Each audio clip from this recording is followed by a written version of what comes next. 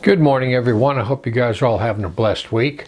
Mine's going really good. I took a trip up to Fort Bragg, California, up on the coast for about 3 days and had a great time up there. Got some really good beach footage, trained a couple of attack seagulls, and just, man, it was nice up there.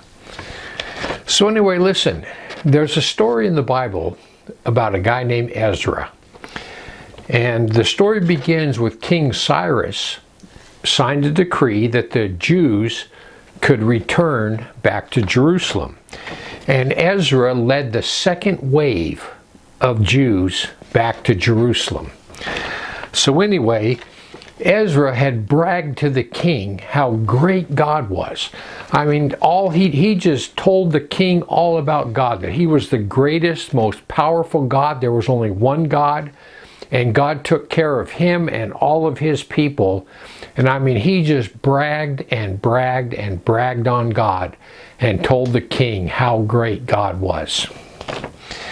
So anyway, they all get all packed up and ready to leave, and they're taking back a lot of wealth with them. Cyrus gave them almost everything that had come out of the temple of Jerusalem when the Babylonians had totally wiped them out and took everything. Well, he gave it all back to them, and gold, silver to rebuild the temple, everything they needed. And I mean, they had a lot of wealth with them, and then they're all packed up and ready to go, and all of a sudden it dawns on Ezra, hey, I have sat here and told the king how great God is, and now I'm embarrassed to go in there and ask the king, hey, can we have a couple of bands of soldiers to go with us to protect us? And when you when you read Ezra 8:22-23, it says, "For I was ashamed to require unto the king a band of soldiers and horsemen to help us against the enemy along the way, because we had spoken unto the king, saying, the hand of our God is upon them that seek him, but his power and his wrath is against them that forsake him. So we fasted and besought our God on this, and we begged God to keep us safe." So they've got all this wealth. They have to go back to Jerusalem, and they're afraid to ask the king for any soldiers. And I mean, there was a lot of robbers. It was danger and perils all along the way, and they had to go it alone. Ezra 8:31 goes on to say that, "Then we departed from the river of Ahava on the 12th day of the first month to go to Jerusalem." So they were forced, absolutely forced, to rely on God and God alone for this trip. It says, "And the hand of our God was upon us, and he delivered us from the hand of the enemy along the way, and of all those that lay in wait." So they were forced to depend on God, and God came through. You know, sometimes the exact same thing happens to us as Christians. The exact same thing happens to us as Christians. You know, we tell people all the time, those around us, that we're Christians, that we love God, that we have faith, that we count on God for everything, that we serve a good God that takes care of us. And then in the very next breath, these same people hear us complaining.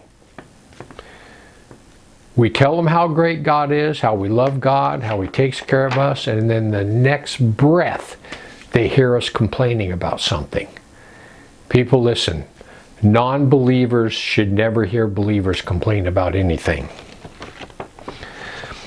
Like Ezra, who is ashamed to go to the king after he bragged on God, Christians should be ashamed to complain after they brag on God.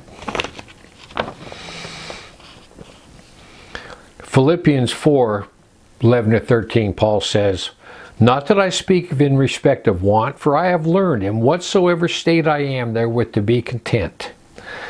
I know how to be abased, and I know how to abound everywhere, and in all things I am instructed to be full and to be hungry, both to abound and to suffer need. I can do all things through Christ who strengthens me.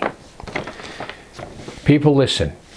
Every single thing you have to complain about, that is something you need to pray about. You need to turn complaints into prayers. I mean, either God meets your needs or He doesn't. And I know me, He's always met mine. People, listen. I have friends all the time. You know, we'll go places and they'll buy a lottery ticket and they'll say to me, you going to get one? And I say, no, I don't play the lottery. People, listen. This is why I don't play the lottery. All right. God meets all my needs. God has blessed me beyond measure. Guys, I deserve absolutely nothing. Nothing. And yet God has opened up the windows of heaven and blessed me, I mean, just immensely. And if I were to play the lottery, to me, that would be the same thing as complaining. I would be saying to God, God, thank you so much for everything you've given me. My home, my family, my cars are both running. Everything. Father, you've blessed me so much. But Lord, it's not enough.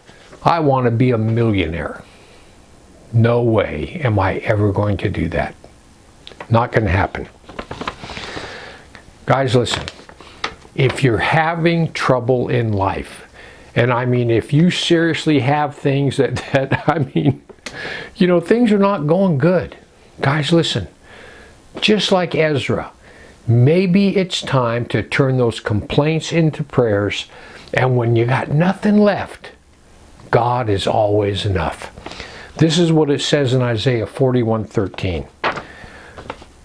For I, the Lord thy God, will hold thy right hand, saying unto thee, fear not, I will help thee. God is saying, listen, if you'll simply ask me, turn to me, I will reach down and I will take you by the hand and I will help you. People just like Ezra, God is always there. Anyhow, I just want to give you something to think about. Heaven or hell, you choose. Just remember, once you take your last breath, it's a done deal.